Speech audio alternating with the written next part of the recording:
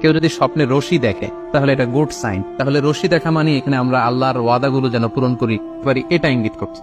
এরপর স্বপ্নে যদি আমরা কাক দেখি এটা সাধারণত একটা নেগেটিভ সাইন। আমরা যদি স্বপ্নে লম্বা কাপড় দেখি এটা গুড সাইন, আর খাটো জামা থাকলে সাধারণত এটা নেগেটিভ সাইন।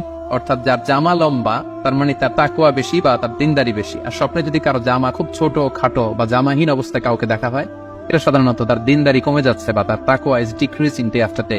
স্বপ্নে যদি কেউ দেখে সে দুধ খাচ্ছে এটা একটা ভালো সাইন, তার জ্ঞান বৃদ্ধি পাবে বলে এটা একটা সাইন বা আলামত বহন করে।